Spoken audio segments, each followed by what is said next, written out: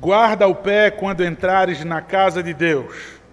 Chegar-se para ouvir é melhor do que oferecer sacrifícios de tolos, pois não sabem que fazem mal. Não te precipites com a tua boca, nem o teu coração se apresse a pronunciar palavra alguma diante de Deus, porque Deus está nos céus e tu na terra.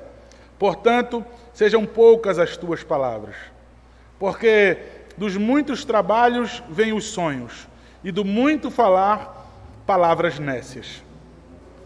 Quando a Deus fizeres algum voto, não tardes em cumpri-lo, porque não se agrada de tolos. Cumpre o voto que fazes. Melhor é que não votes do que votes e não cumpras. Não consintas que a tua boca te faça culpado, nem digas diante do mensageiro de Deus que foi inadvertência. Por que razão se iraria Deus por causa da palavra, a ponto de destruir as obras das tuas mãos?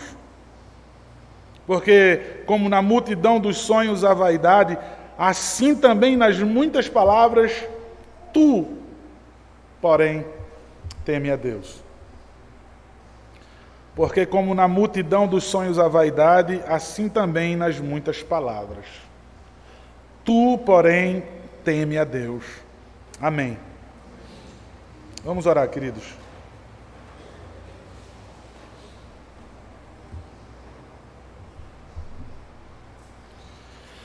Deus maravilhoso, maravilhosa é a tua palavra. Ó Deus, de fato é revelação especial, porque vem do Senhor, porque vem do seu coração, ó Deus. Porque aos teus filhos, Pai, porque aos teus filhos o Senhor deu a sua palavra. Sabemos que há filhos que estão longe, que ainda não foram alcançados pelo Senhor, mas talvez nessa manhã, Pai, seja da vontade do Senhor trazer para perto almas que se rendam completamente ao Senhor, que desejem o teu senhorio, o teu governo, a tua salvação para sempre sobre a vida deles. Ó Pai, em nome de Jesus. Acorda também aquelas almas sonolentas, Pai, desperta. Ó Deus, edifica a tua igreja. Silencia, Deus, as vozes dos nossos corações. Que nós sejamos um terreno fértil, Pai. Prepara, aduba, Deus, o nosso coração, para que sejamos um coração como que um terreno fértil que receba a semente da tua palavra, e que ela germine, que ela cresça, e que ela frutifique, Pai, para a tua glória. Esse é o desejo de cada filho teu, Pai, nessa manhã. Faz isso, Deus, pela tua palavra e com o poder do teu Santo Espírito, Pai, transformando a nossa vida. Em nome de Jesus, Pai. Amém. Queridos, eu peço à diaconia que, se puderem ver onde é que está esse som alto, e eu tenho certeza que atrapalha, alguns irmãos já disseram, se a diaconia puder ir lá pedir gentilmente para que a pessoa abaixe. Se ela não quiser abaixar, não precisa discutir, tá bom? Só pede, por favor, se for possível, se não, eu agradeço. Queridos, nós vimos até aqui uma visão do pregador abaixo do sol. Lentes mundanas. O que o pregador fala, o que Salomão fala, o que o mestre, o que o sábio fala aqui, é numa perspectiva mundana.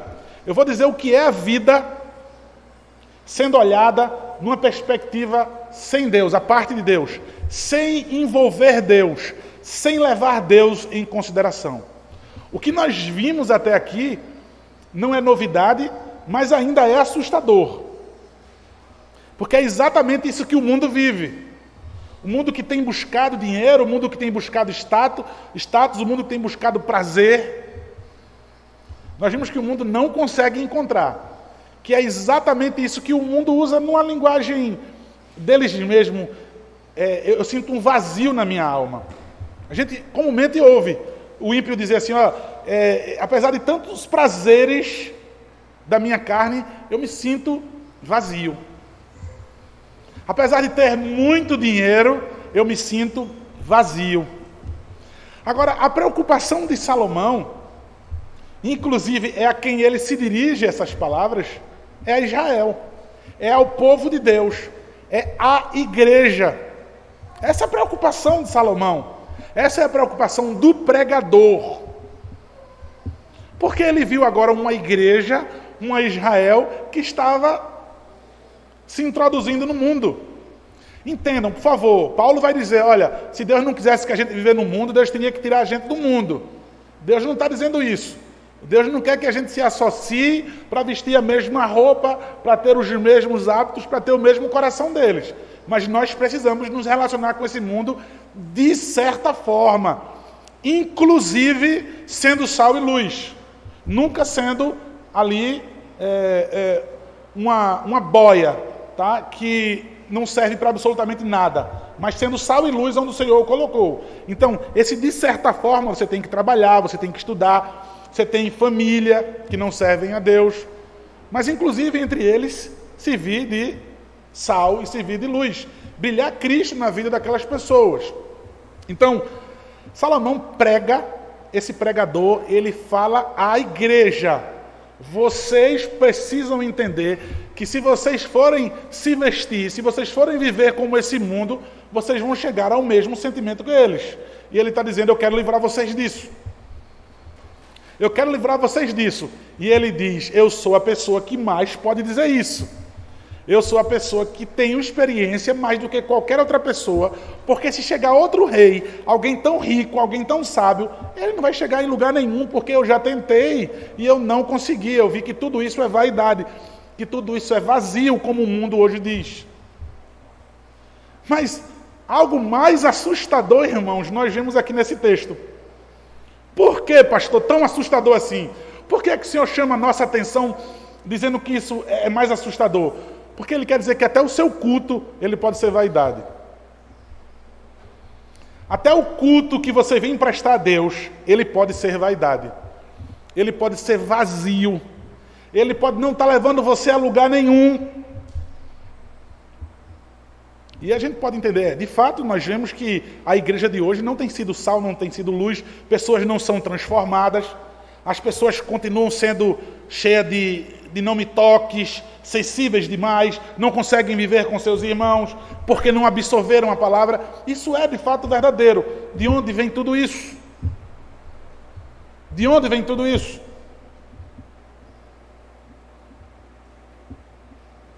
Salomão vem dizer, irmãos, olha, o culto de vocês, a adoração de vocês, o congregar, o se reunir solenemente, pode ser vaidade. É interessante, queridos, que na igreja que nós fazemos parte, a Castelo Forte, a Igreja Presbiteriana do Brasil, que se nós estamos errados, nós estamos sendo errados pela Igreja Presbiteriana do Brasil. Logicamente que nós constantemente estudamos a palavra. E a Igreja Presbiteriana do Brasil é uma igreja séria em sua doutrina, em seu manual, em sua constituição. Mas veja, se a nossa igreja guarda o dia do Senhor, em primeiro lugar porque a palavra diz. Só vou trazer só algumas coisas para vocês. Porque a palavra diz. Porque o documento doutrinário da Igreja Presbiteriana do Brasil, que é a Confissão de Fé de Westminster, o Catecismo Maior e o Menor, diz sobre guardar o dia do Senhor. E o Manual Presbiteriano também diz sobre guardar o dia do Senhor. Aí se fala sobre cantar salmos, a Bíblia em primeiro lugar fala, o manual fala, a Constituição fala, a Confissão fala. E qualquer outra coisa, irmãos, eu quero dizer isso para vocês porque ainda há pessoas que têm dúvidas. Não, será que isso é ser presbiteriano? Será que isso é ser reformado? A minha maior tristeza, a minha agonia é a ignorância. Então veja, todo mundo na classe de catecúmenos, cada turma que chega, cada pessoa nova que chega, não engula goela abaixo aquilo que eu estou dizendo aqui. Você precisa conferir em primeiro lugar na palavra de Deus. E aí depois, na doutrina da igreja que você pretende fazer parte, na igreja presbiteriana, ela crê mesmo nisso? Ou isso é uma esquisitice do pregador, do pastor, do conselho da igreja? Eu posso garantir e eu provo que nós somos autenticamente presbiterianos. Nós temos origem puritana, porque a igreja presbiteriana é de origem puritana. Nós não podemos nos livrar disso. Há uma estranheza de quem não gosta dos puritanos, né? Isso é horrendo, isso é estranho, isso é medonho. Mas a confecção do documento doutrinário da igreja é puritana. Quem escreveu o documento doutrinário, a doutrina da igreja presbiteriana, foram os puritanos. Então, estou dando só um exemplo para chamar a sua atenção, uma ilustração para chamar a atenção sobre a nossa adoração, sobre o nosso culto. O que eu estou falando aqui é sobre o culto, o que o texto está falando é sobre o culto. Então, em absolutamente tudo que nós fazemos no culto, o sistema de governo da igreja, tudo regido pela palavra de Deus, pelo nosso símbolo de fé e pelo manual da nossa igreja. O pregador ele chega aqui e diz assim, olha, guarda o pé quando entrares. Olhe mais uma vez no texto. Guarda o pé quando entrares na casa de Deus. Há uma exortação no começo e há uma exortação no final. O final diz teme a Deus, no versículo 7. Mas no versículo 1 diz guarda o pé. O que significa guarda o pé? Eu quero que vocês tenham isso, tá? É uma exortação no começo e uma exortação no final, do versículo 1 ao versículo 7. Guardar o pé significa ter cuidado quando nós entramos no templo. O povo deveria temer ao entrar no templo. Tenha uma cautela. O que é que eu vim fazer aqui? Eu vou entrar no templo. Naquela época, né, Salomão dizendo aos israelitas, vejam, o que é que você vai fazer aí agora?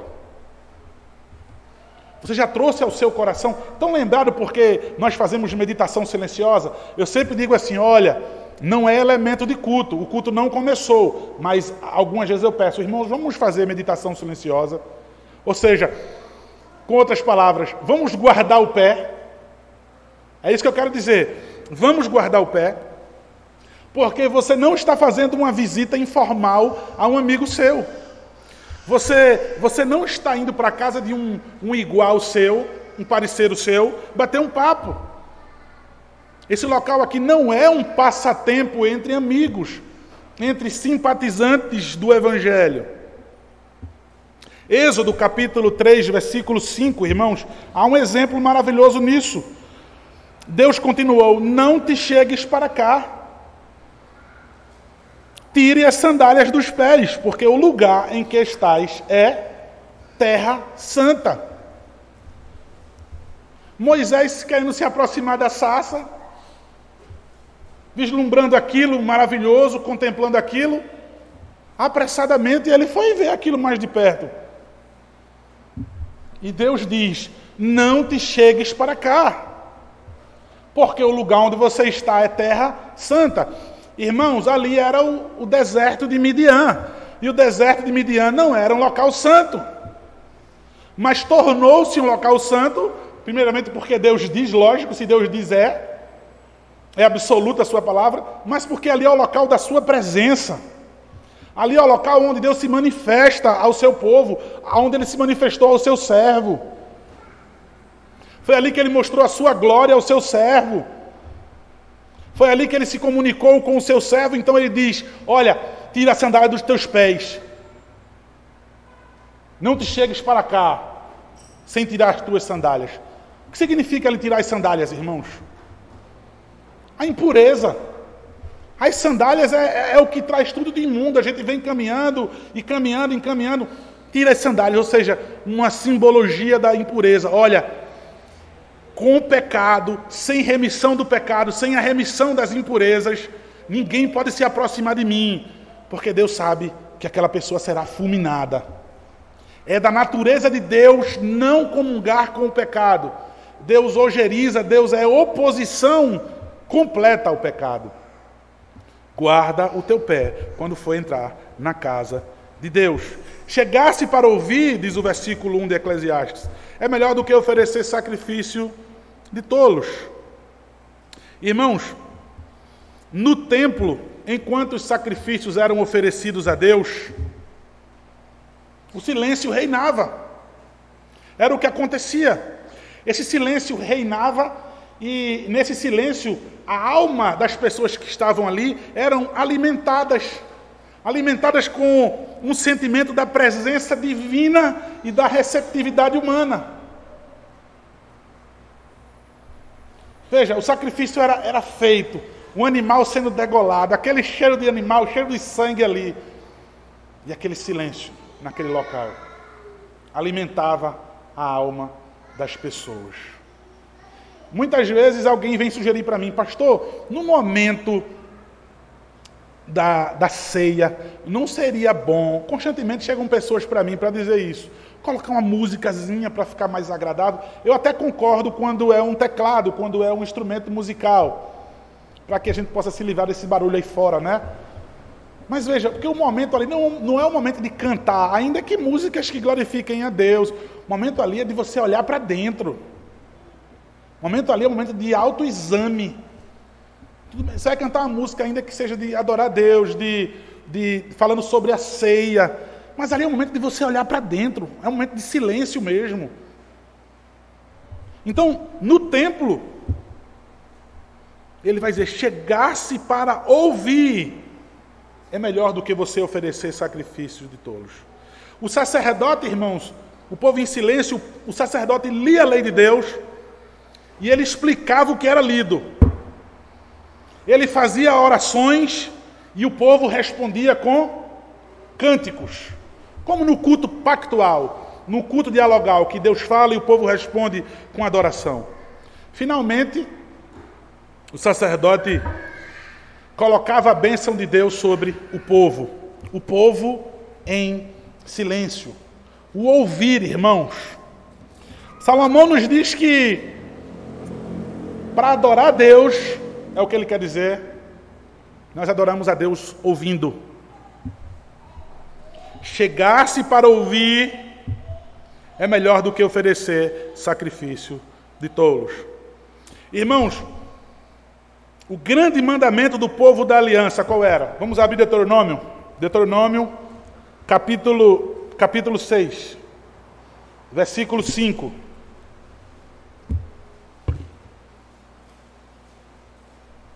Versículo 4 e versículo 5. Deuteronômio, capítulo 6, versículo 4 e versículo 5. Ouve, Israel, o Senhor nosso Deus é o único Senhor. Amarás, pois, o Senhor teu Deus de todo o teu coração, de toda a tua alma e de toda a tua força. Veja, o grande mandamento do povo da aliança era de que maneira que eles ouve, ó Israel. Esse mandamento divino de ouvir vai se repetir muitas outras vezes em Deuteronômio. No capítulo 4, versículo 10, no capítulo 5, versículo 1, capítulo 6, capítulo 9, capítulo 12, no capítulo 20, capítulo 31. Nós vamos ver isso em Isaías capítulo 1, Isaías capítulo 7, Isaías capítulo 28. Sempre ouve. Jesus ensina, irmãos, que quem não ouvir não consegue ter um entendimento sobre as coisas do reino de Deus. Mateus capítulo 11, versículo 15, diz assim, quem tem ouvidos para ouvir, ouça. Ainda, Mateus capítulo 13, versículo 9, quem tem ouvidos para ouvir, ouça. No versículo 43 de Mateus capítulo 13, então os justos resplandecerão como o sol no reino de seu Pai. Quem tem ouvidos para ouvir, ouça. Romanos capítulo 10, versículo 17, irmãos, o apóstolo Paulo nos ensina que a fé vem pelo ouvir. E assim a fé vem pelo ouvir, vem pela pregação, e a pregação pela palavra de Cristo. Aí o versículo 18 diz assim, mas porventura não ouviram? Sim, por certo ouviram. por toda a terra se fez ouvir a sua voz e as suas palavras até os confins do mundo. Veja, até a fé, ou seja, o início de tudo, vem pelo ouvir. A adoração também, pelo ouvir. Tiago, capítulo 1, versículo 19, nos admoesta a sermos o quê? Prontos para ouvir, mas tardio para falar. Tiago, capítulo 1, versículo 19. Sabei essas coisas, meus amados irmãos. Todo homem, pois, seja pronto para ouvir e tardio para falar. Tardio para se irar. Já viu aquele tagarela que fala e está sempre resmungando, está sempre com raiva, está sempre insatisfeito? O teólogo já dizia, irmãos, Provan, os cultos dos nossos dias dão pouca oportunidade de uma adoração de reverência silenciosa na presença de Deus. Veja que coisa incrível, irmãos. Eu faço questão de dizer que isso é o teólogo que está dizendo, porque eu falo tanto isso. Mas observe o que esse teólogo diz, eu quero repetir. Os cultos dos nossos dias dão pouca oportunidade de uma adoração de reverência silenciosa na presença de Deus, mas de muita oportunidade para performance por parte de alguns oradores e músicos profissionais selecionados, que ocupam todo o tempo com suas palavras e sons. Os cultos dão pouca ênfase, pouca oportunidade para uma adoração reverente e silenciosa. Mas é muita coisa tocada, é muita gente mostrando seus talentos nos instrumentos, é muita gente falando, dando esses supostos testemunhos, dando supostas exortações, e cada um diz o que acha e o que pensa.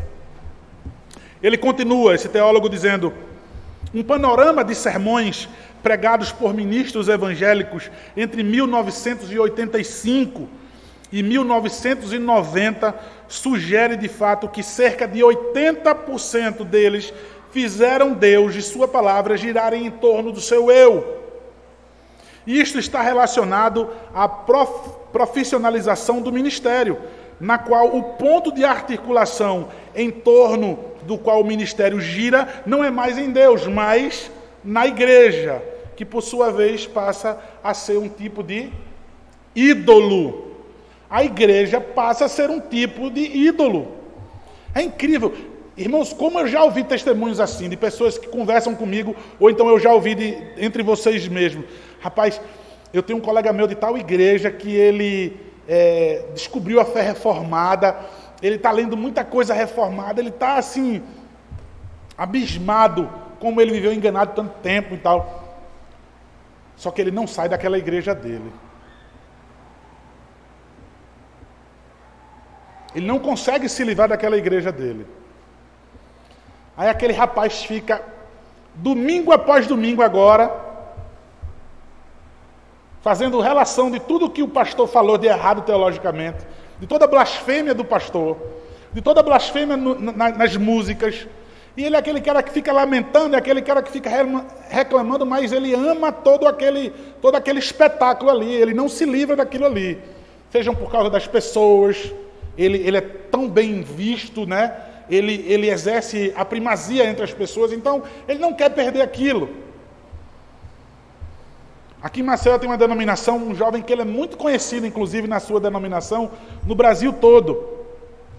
Segunda-feira, na maioria, os jovens já vão naquele blog dele para ver ele metendo o pau no pastor, todos os erros teológicos do pastor. Esse jovem também conheceu a teologia reformada. Ele não abre mão daquele ídolo dele, porque ele exerce a primazia, porque ele tem cargos naquela denominação.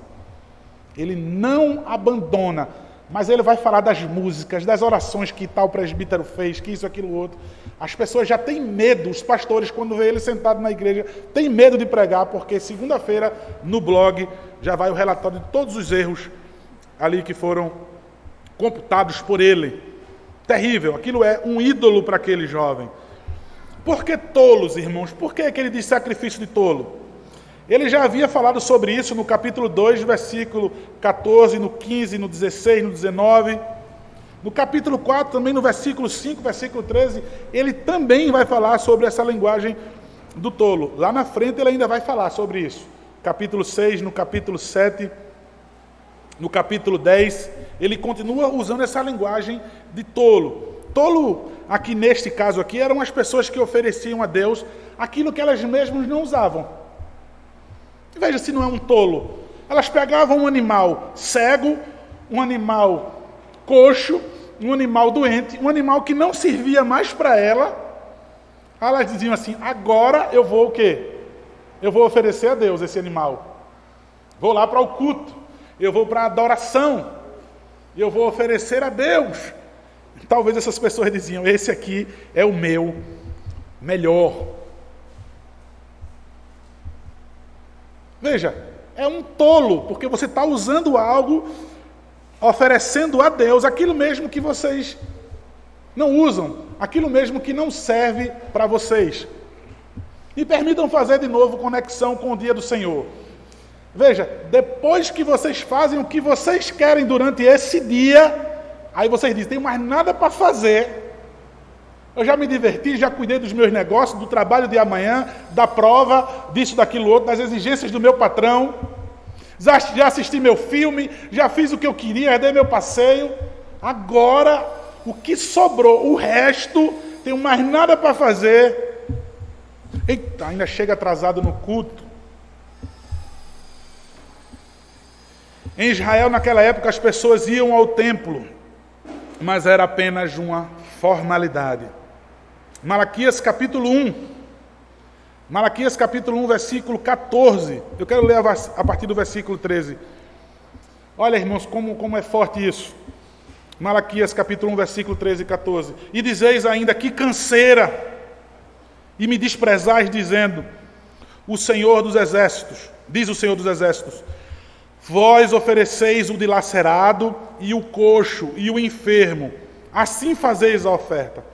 Aceitaria eu isso da vossa mão, diz o Senhor. Pois maldito seja o enganador, que tendo um animal sadio no seu rebanho, promete e oferece ao Senhor um defeituoso. Porque eu sou o grande juiz, diz o Senhor dos Exércitos. O meu nome é terrível entre as nações. Nós vimos aqui em Malaquias que Deus exigia que os animais fossem sem defeito. As pessoas faziam o contrário, ofereciam os sem utilidades. Os tolos, irmãos, criam que seus pecados eram automaticamente perdoados com o sacrifício. O animal morreu, acabou-se. Era tolice acreditar que não precisava de quebrantamento no coração. Era tolice acreditar que não necessitava de um arrependimento sincero, porque era o sacrifício do animal que tipificava Cristo, mas um arrependimento sincero em seu coração. O tolo não, o tolo dizia, dá esse animal qualquer, que meu pecado vai ser apagado. Tolos são pessoas que fazem o mal e nem sabem que estão fazendo. É isso que diz o texto. É isso que nós lemos. Pois, no versículo capítulo 1, pois não sabem que fazem mal, continuam obstinadamente agindo daquele jeito, rebeldes, continuam fazendo a coisa errada.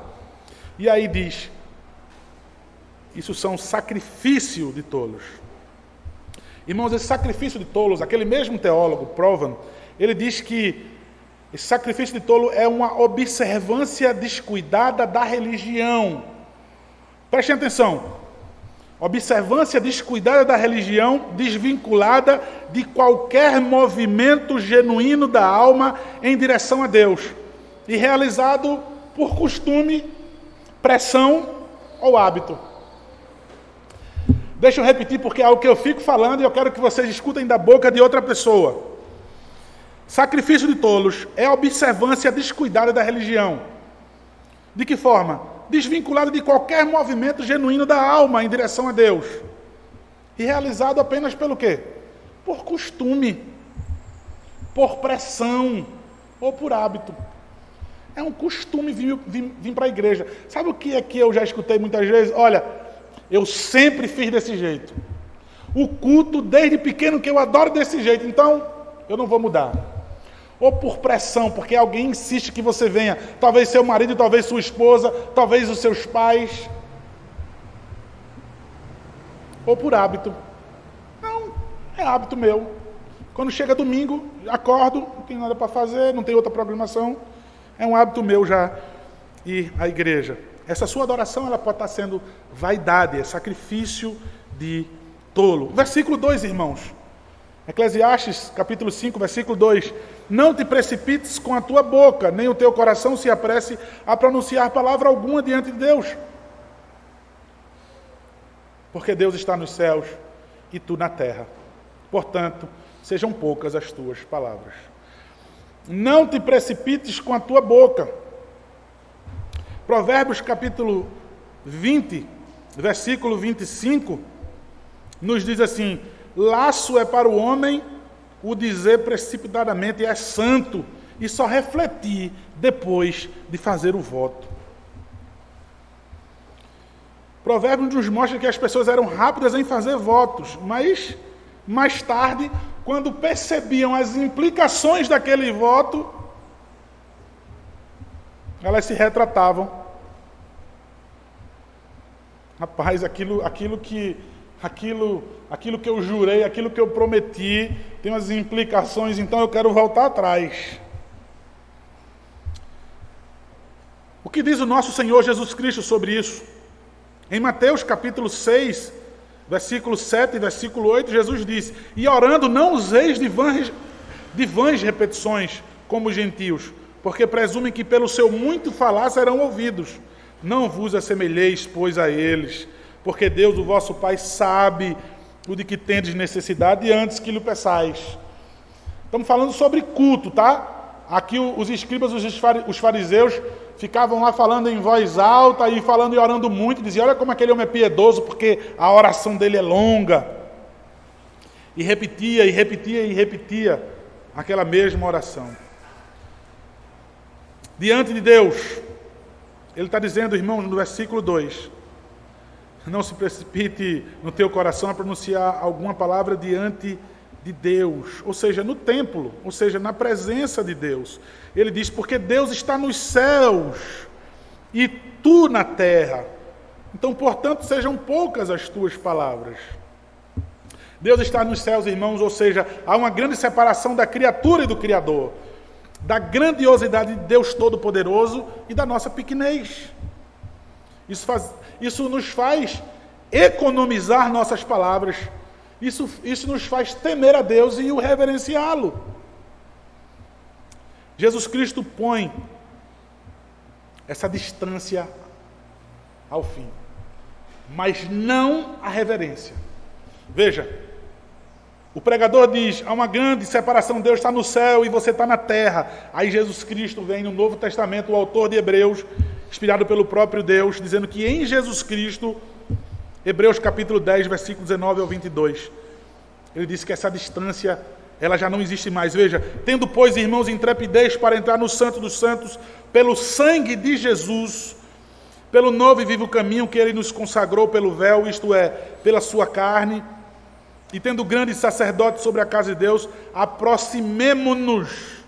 De que maneira? Com sincero coração, em plena certeza de fé, tendo o coração purificado de má consciência e lavado o corpo com água pura. Nós devemos nos chegar a Deus. Acabou-se a distância. Mas, irmãos, de que forma nós devemos, então, nos dirigir a Deus? Jesus Cristo nos ensinou que essa aproximação tira essa grandiosidade de Deus, tira a ideia de que Deus está no céu. Não, o próprio Senhor Jesus nos ensina isso em sua oração, em Mateus em sua oração não, na oração que ele ensinou.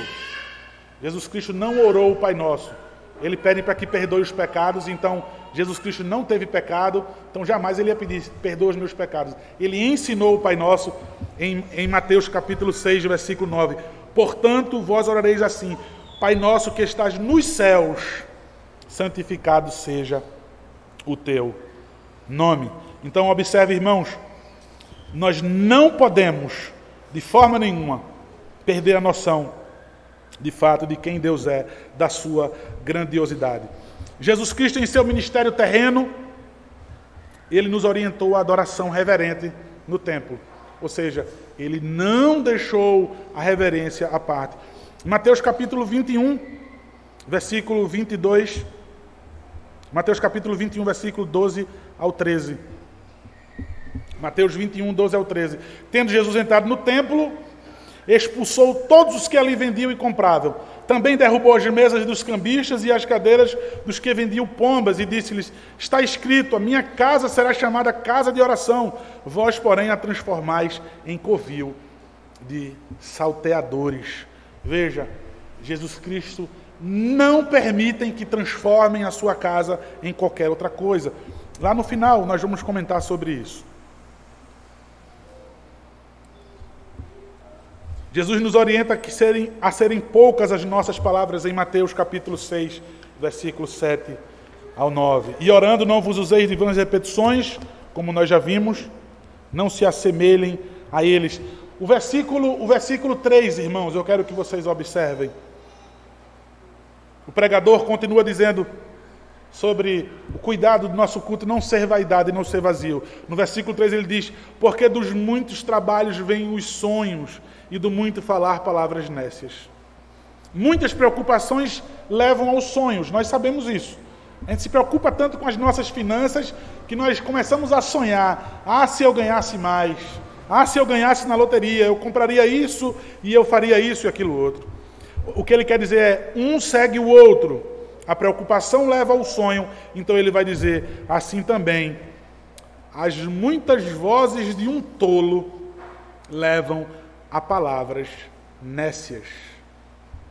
Veja, o que você vai dizer a Deus na hora do culto, aquilo que você promete por emoção, ou aquilo que você promete quando tem alguém orando junto com você, ou até mesmo aquilo que você canta em algumas músicas evangélicas, votos que vocês fazem a Deus.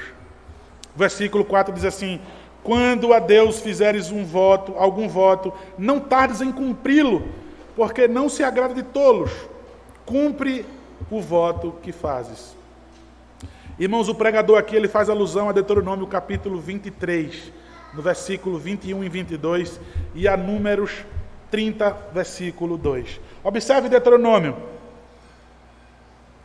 Quando fizeres algum voto ao Senhor teu Deus, não tardarás em cumpri-lo, porque o Senhor teu Deus certamente o requererá de ti, e em ti haverá pecado. Porém, abstendo-te de fazer o voto, não haverá pecado em ti. O que proferirem os teus lábios, isso guardarás e o farás, porque votaste livremente ao Senhor teu Deus, o que falaste com a tua boca. Veja, seja econômico, tome muito cuidado com o que vai dizer a Deus. Porque se você não disser nada, não vai ter pecado nenhum. Agora, você é responsável pelo aquilo que você fala para Deus. Número capítulo 30, versículo 2. Quando o homem fizer voto ao Senhor ou juramento para obrigar-se a alguma abstinência, não violará a sua palavra, segundo tudo o que prometeu, fará. O que é um voto, então, pastor? O voto, geralmente aqui na Bíblia, é uma promessa condicional feita a Deus. Se Deus fizer alguma coisa pelo orador, o orador fará isso e aquilo por Deus. Vocês lembram de um caso na Bíblia, um dos mais notáveis na Bíblia, de Ana, lá em 1 Samuel, a estéril Ana, 1 Samuel capítulo 1, versículo 11, nós lemos: e fez um voto dizendo: Senhor dos exércitos, se benignamente atentares para a aflição da tua serva, e de mim te lembrares, e da tua serva te não esqueceres, e se lhe deres um filho varão, ao Senhor o darei, por todos os dias da sua vida, e sobre a sua cabeça não passará navalha. Ela faz esse voto ao Senhor. Tudo que ela queria era um filho. Nós sabemos da humilhação que ela passava, de como ela chorava, de como seu marido Eucana tentava consolá-la. Ela fez um voto ao Senhor. Ela era estéril mesmo, e o Senhor a concedeu um filho. O que foi que ela fez?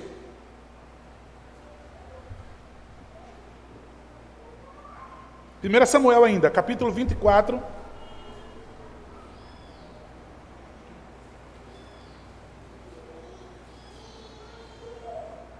Diz assim: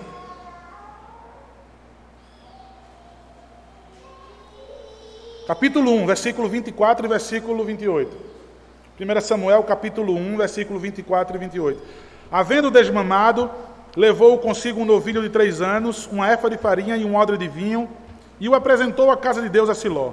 Era um menino ainda muito criança, pelo que também o trago... Versículo 28 agora, está pulando, versículo 28. Pelo que também o trago como devolvido ao Senhor, por todos os dias que viver, pois do Senhor o pedi. E eles adoraram ali ao Senhor. Ana fez um voto ao Senhor e o cumpriu. O versículo 5, irmãos, portanto, diz assim: melhor é que não votes do que você vote e não cumpra.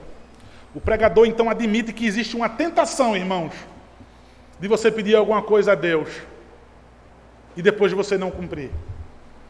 Nós nos apressamos em dizer: Deus, eu vou fazer um voto com o Senhor. Se o Senhor me der isso, eu vou fazer isso por toda a minha vida. Eu prometo que eu entrego isso ao Senhor. Eu prometo que eu faço isso ao Senhor. O pregador, sabendo que existe essa tentação, ele diz: é melhor que você não vote do que você votar e não cumprir. Em Atos capítulo 5, no versículo 4, no versículo 11, nós vimos um exemplo no Novo Testamento de um Deus que fulmina a pessoa. Porque é um Deus do Antigo Testamento, é um Deus irado, é um Deus diferente do Novo. No Novo Testamento, no início da igreja, nós vimos ali alguém que certamente fez um voto a Deus, com toda a igreja, em conjunto. Nós vamos dar tudo o que nós temos, vamos pôr aos pés dos apóstolos, nós não vamos reter nada, a ordem é dar tudo, eu me comprometo também de dar tudo. Ananias e Safira, vamos dar tudo ao Senhor. Certamente foi esse voto que eles fizeram, porque diz o texto que eles mentiram e aí receberam a devida punição do Senhor. Atos capítulo 5,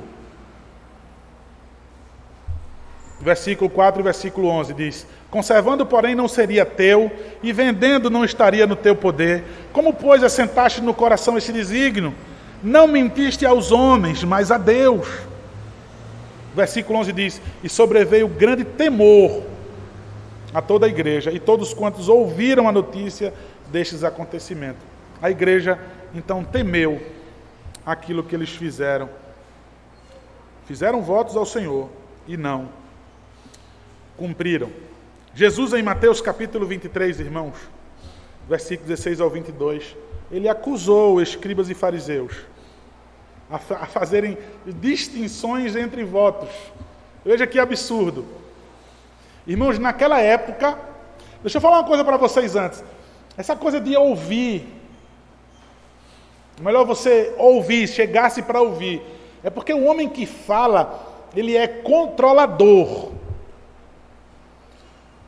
Quando o homem ou a mulher, ele fala muito, ele é controlador, ele é o manda-chuva, ele manda no pedaço, ele é o administrador, ele é o chefe, ele sabe como tudo deve funcionar, ele critica tudo e todos, tudo está fora do lugar. Chegue para ouvir, chegue submisso. Aí, há alguns homens nessa ideia de controlar tudo a situação.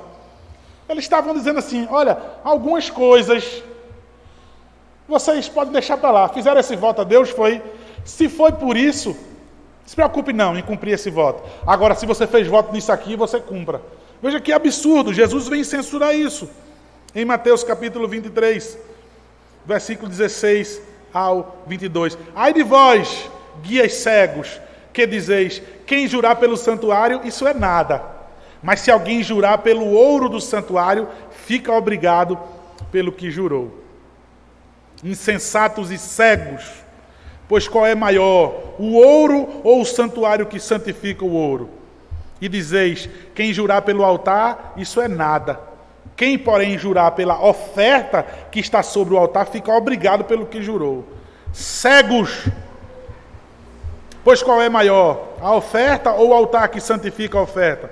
Portanto, quem jurar pelo altar, jura por ele e por tudo o que sobre ele está. Quem jurar pelo santuário, jura por ele e por aquilo que nele e por aquele que nele está. E quem jurar pelo céu, jura pelo trono de Deus e por aquele que no trono está sentado. Jesus Cristo então nos ensina. Nós devemos cumprir os votos feitos a Deus. Mas ele vai e simplifica a questão. Mateus capítulo 5, versículo 34 ao 37. Eu, porém, vos digo, de modo algum jureis, nem pelo céu, por ser o trono de Deus, nem pela terra, por ser o estrado dos seus pés, nem por Jerusalém, por ser a cidade do grande rei, nem jures pela tua cabeça, porque não podes contar um cabelo branco ou preto. Seja, porém, a tua palavra sim, sim, não, não. O que disto passar vem do maligno. Jesus Cristo vem simplificar as coisas, irmãos. Nós fazemos votos constantemente. Onde, pastor? Fazemos votos no casamento. Nós fazemos votos no batismo. Nós vimos aqui ultimamente os pais fazendo votos, se comprometendo, jurando que vão educar seus filhos no caminho do Senhor, que vão trazê-los à igreja com assiduidade para adoração, que vão ler a Bíblia com ele e por ele, orar com ele e por eles. Há juramento na ordenação de oficiais, há votos em músicas que vocês cantam. Tem tantas músicas, né, que tem votos e vocês estão cantando. Em suas orações. Deus, se o Senhor fizer isso, eu vou fazer aquilo outro. Ah, Deus, se você me conceder aquele emprego, se você me conceder aquela esposa, aquela moça por esposa, se você me conceder isso e aquilo outro. Eu lembro, irmãos, eu e o presbítero Pedro, a gente tinha um jovem que queria caminhar com a gente sempre em piedade. Sempre. E ele dizia assim para a gente, olha, eu vou deixar de caminhar com vocês, de ir aos cultos, porque eu vou estudar para o vestibular. Mas assim que eu passar no vestibular, eu vou estar junto com vocês e vou me dedicar à missão. E aí ele passou. E aí depois foram aqueles 4 anos de faculdade ausente, sem nenhum compromisso. E ele dizia, porque a faculdade exige demais, Pedro. A faculdade exige demais, Ronaldo. Mas quando acabar essa faculdade, vocês vão ver. E ele repetia isso. Ele repetia isso constantemente. Você vai ver agora meu compromisso com Deus. É porque essa faculdade me atrapalha. Ele passou na faculdade. E aí depois ele disse, olha, meu compromisso ainda está sendo prejudicado por causa do concurso público que eu quero fazer. Porque quando eu passar nesse concurso, aí vocês vão ver. E aí segue, irmãos, essa história.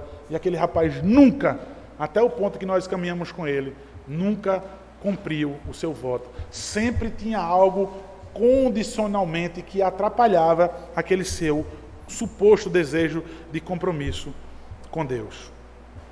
Ah, queridos, é melhor que a gente não vote.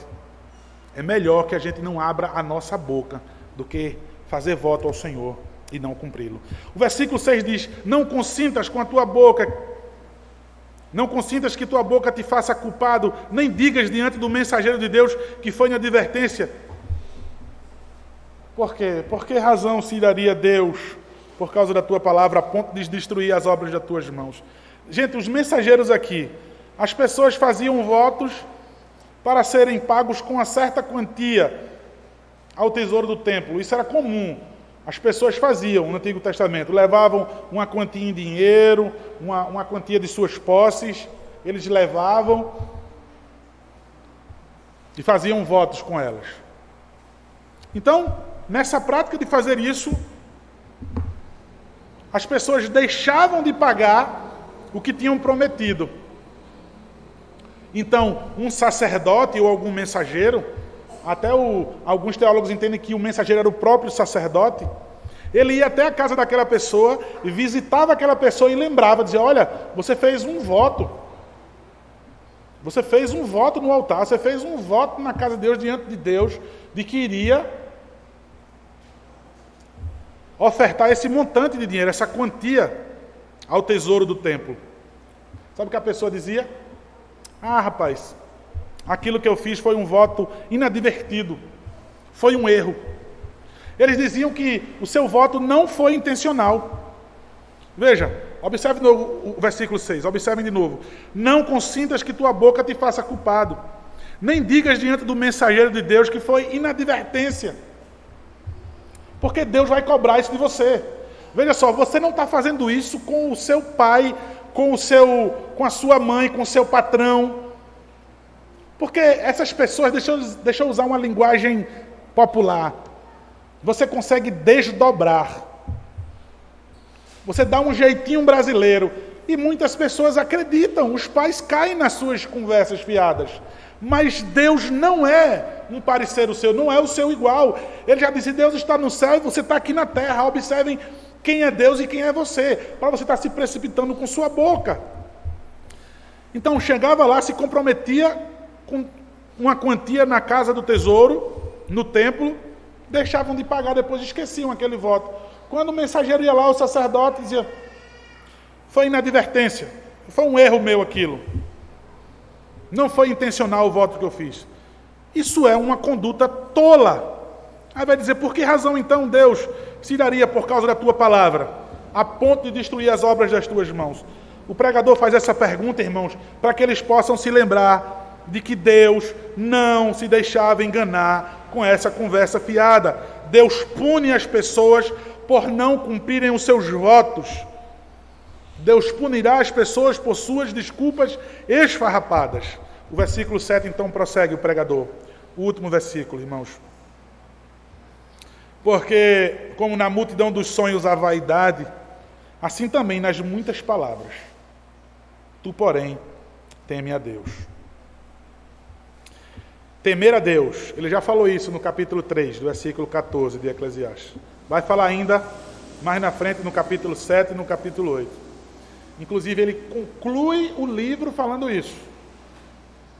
O pregador conclui Eclesiastes falando isso, no capítulo 12, versículo 13, sobre o temer a Deus. Jesus nos orienta, irmãos, a temer a Deus. Mateus capítulo 10, versículo 28. Não temais os que matam o corpo. Eles não podem matar a tua alma. Temei antes aquele que te pode fazer perecer no inferno, tanto a tua alma como o corpo. Essa pessoa é o Senhor. Nós devemos temê-lo. Assim como nos muitos sonhos, são futilidades, são vaidades, assim na multidão das palavras, na hora do culto, na adoração, é algo vazio e fútil. Ou seja, até mesmo a nossa adoração, ela corre risco de ser vazia e de ser fútil. O que o pregador quer dizer? Ao invés de usar palavras, tema a Deus. Ouça a sua palavra e tema a Deus. Provérbios capítulo 1, versículo 7. Sobre o temer a Deus. É o princípio do saber, mas os loucos desprezam a sabedoria e o ensino. No capítulo 9 de Provérbios, versículo 10 diz, o temor do Senhor é o princípio da sabedoria e o conhecimento do santo é prudência.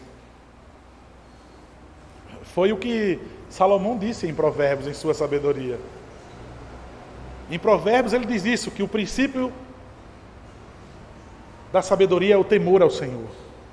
Aqui em Eclesiastes ele está dizendo que o princípio da adoração é o temor do Senhor.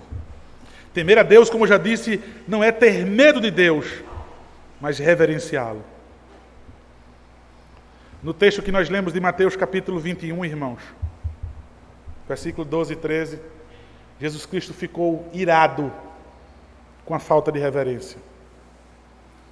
As pessoas estavam transformando a sua casa, o templo, o local que ele disse será chamada casa de oração,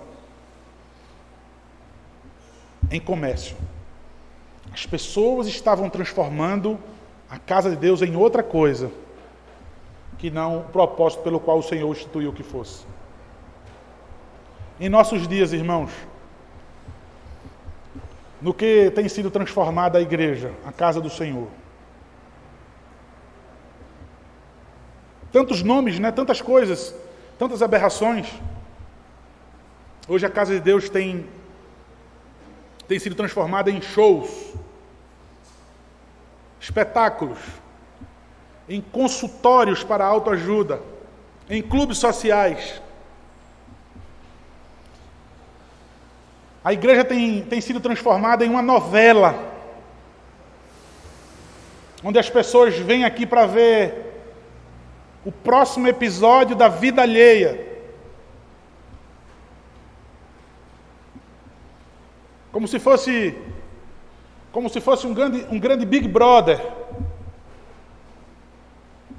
Vou ver como é que aquela irmã vai se vestir no próximo domingo.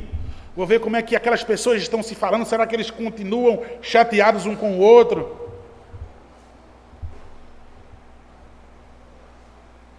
Mas o mais preocupante, irmãos, o Senhor se irou. Eu e você continuamos apáticos. Em tudo nós queremos parecer com o Senhor Jesus, receber o seu ensino. O Senhor Jesus Cristo não é aquela figura, muitas vezes efeminada, quando as pessoas quebram o mandamento e pintam e fazem imagem dele, quando o mandamento diz que não é para fazer imagem de nenhuma pessoa da Trindade. As pessoas fazem muitas vezes a imagem de um Cristo efeminado. Agora eu fico imaginando aqui a imagem dele, chutando, quebrando, fez um chicote e saiu quebrando tudo. Uma indignação, uma ira santa. A casa de Deus não pode ser transformada naquilo que os homens querem. As pessoas simplesmente agora não precisavam mais tratar bem o seu animal, engordar o seu animal com todo cuidado. Esse aqui está separado, esse aqui é perfeito para adoração, meu Deus.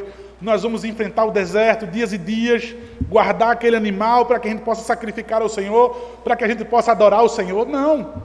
Está fazendo o quê? Para a gente ser bobo. Lá na porta eles já estão vendendo. Vocês chegam lá, quanto é o animal para sacrificar? Tem esse aqui, ó. Opa, me dê esse aqui, comprava. Era o comércio. Simplificando a adoração para vocês, melhorando a adoração para vocês, fazendo com que o culto seja mais tragável para vocês. Fazem o mal e nem sabem que estão fazendo mal. Vocês vão pagar por isso. Você tem a lei do Senhor, você tem a sua palavra. Ele fala o tempo todo sobre o ouvir. Ouvir, ele começa dizendo, olha, tenha cuidado quando você for entrar na casa de Deus. Ouça, ouça. Cuidado com o que tu vai falar. Tu fala demais, vai falar besteira. Tu estás aí para ouvir. Tu estás aí para servir em culto, servir a teus irmãos. Cuidado com os votos que tu vai fazer a Deus. Se você ouvir, você vai ter reverência. Você vai prestar um culto completamente aceitável a Deus.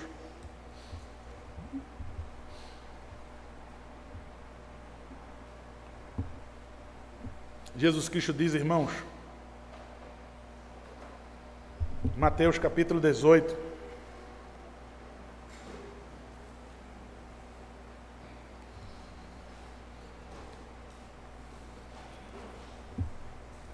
vamos abrir, Mateus capítulo 18.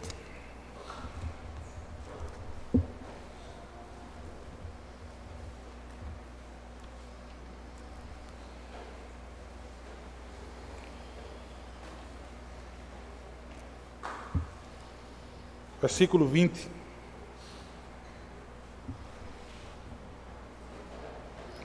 Porque onde estiverem 2 ou 3 reunidos em meu nome, ali eu estou no meio deles. Nós sabemos que o local do culto não é o prédio físico. Em João, capítulo 4, versículo 20 ao 23. Vou lá na frente, em João, irmãos, capítulo 4. Mais uma vez ele vai dizer que onde estiver 2 ou mais reunidos em seu nome, ali é culto. Ali Deus está presente. Não por causa do espaço físico. João capítulo 4, versículo 20 ao 23. Nossos pais adoravam nesse monte, vós, entretanto, dizeis que em Jerusalém é o lugar onde se deve adorar. Disse-lhe Jesus: mulher, podes crer-me que a hora vem, quando nem neste monte, nem em Jerusalém adorareis o Pai. Vós adorareis o que não conheceis. Nós adoramos o que conhecemos, porque a salvação vem dos judeus. Mas vem a hora, e já chegou, em que os verdadeiros adoradores adorarão o Pai em espírito e em verdade, porque são esses que o Pai procura para seus adoradores. Irmãos, onde tiver 2 ou mais reunidos, e em espírito e em verdade. Veja, não por causa do templo, não por causa do espaço, que vai tornar o local santo, ou que vai trazer a nossa reverência. É porque eu não estou na igreja, porque o culto vai ser em outro local. Os irmãos aprendem pela palavra de Deus, estando reunidos à igreja, se for em espírito e pela verdade, como diz a Bíblia, de como deve ser um culto, quais são os elementos do culto. Ali o Senhor está. E por último, irmãos, Hebreus capítulo 12. De que maneira então devo me comportar nesse culto? Agora no Novo Testamento. Hebreus capítulo 12. Mais uma vez, irmãos, aquele comentário que eu sempre faço. Mas é o Deus do Antigo Testamento, pastor, que é assim.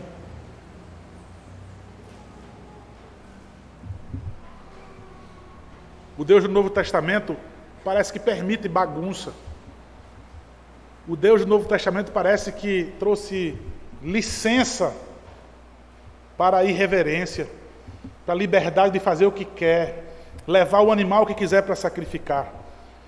O que diz Hebreus capítulo 12, versículo 28 ao 29. Tem irmãos que gostam, né, dessa conexão que eu faço do sermão da noite, da manhã com o da noite e vice-versa.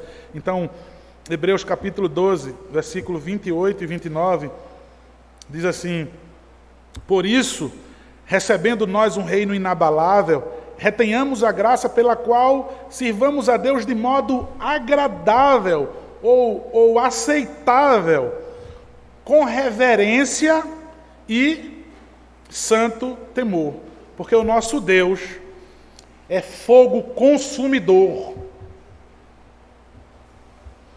As duas palavras que nós estamos vendo em Eclesiastes, a reverência e o temor, a reverência e o temor.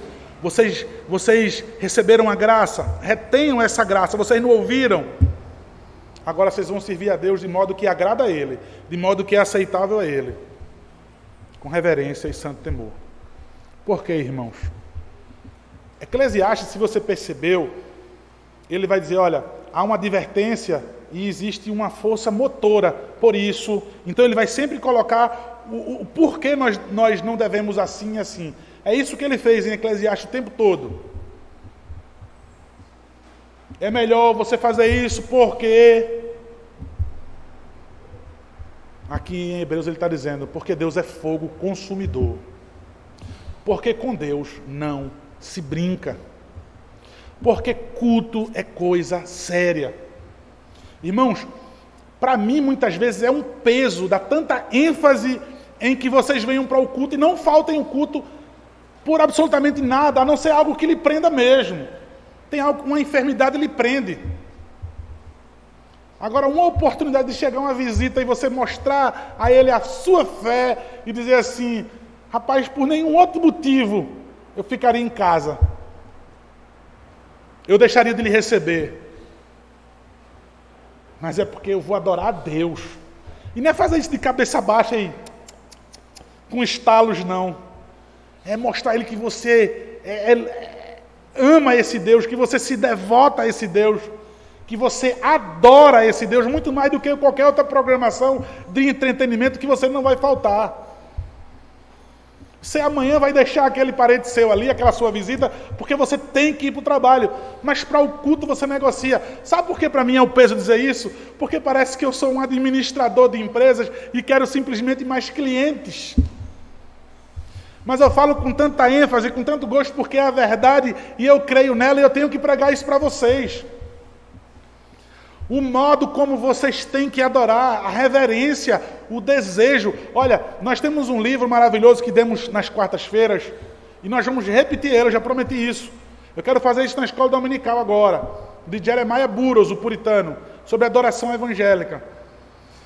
Quem leu, quem estudou e quem participou tem hoje uma noção completamente diferente do que é vir à casa de Deus adorar.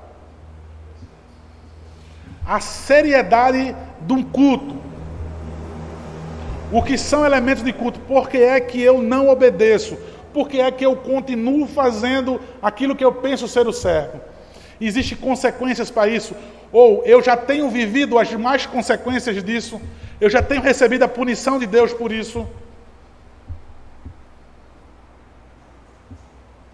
Para mim, irmãos, é um peso quando eu não é uma humilhação, porque isso para mim é um privilégio. Mas eu ter que forçar isso para vocês. Eu ter que veementemente tentar persuadir vocês pela palavra de que a Castelo Forte tem que ser, de fato, uma igreja de adoradores. Porque é isso que o Senhor tem procurado, se a gente usa essa expressão bíblica, né? O Senhor quer achar isso em você, meu irmão. Você vem para uma igreja séria, porque é reformada. Viva uma reforma sem que seu coração efervesça, borbulha em adoração ao Senhor, em servir Ele fora daqui. Isso não é uma reforma verdadeira. Isso é uma reforma apodrecida, falsa. Mas uma igreja reformada de verdade é uma igreja efervescente, que ama a adoração, que ama a palavra de Deus. Eu quero aprender mais para colocar mais em prática. Eu quero ser mais persuadido por Deus para viver cada vez mais para a sua glória. Irmãos, o pregador, ele diz isso para Israel, na sua época. Até a vaidade de vocês pode não estar servindo de nada, pode estar sendo vazia, pode não estar alcançando a Deus. Deus fala isso aos nossos corações hoje. Veja, tenha cuidado quando você vem para a igreja. É o que Deus diz hoje para a gente. Tenham cuidado quando vocês ouvem. Hoje é dia do culto, amanhã é dia de culto. Sem reverência. E a reverência, nós já entendemos o que significa. Ouvindo tudo aquilo que Deus diz. Isso é culto, eu vou cultuá-lo com isso. Isso não é culto, não tem ordem para isso, eu não farei. Devo me ajuntar com os irmãos solenemente, eu devo congregar, eu devo amar, me sujeitar aos meus irmãos. Se de fato, irmãos, se de fato nós trouxermos sempre a nossa consciência, o guardar o pé, antes de vir ao culto, ouvir, nós teremos uma reverência, nós teremos um cumprimento, nós teremos uma sujeição a Deus e nós adoraremos ao Senhor em espírito e em verdade. Que assim o Senhor livre a Castelo Forte de que haja uma adoração vazia, uma adoração fútil, uma adoração vaidosa. E por fim, irmãos, que a Castelo Forte tema ao Senhor. Se guardarmos os nossos pés e ouvirmos a sua palavra, nós iremos facilmente temer ao Senhor. Amém, irmãos? Tema ao Senhor, como disse Jesus Cristo, aqueles que têm ouvidos, ouçam, não sejam tolos, ouçam o que o Senhor disse ao seu coração nessa manhã. Amém.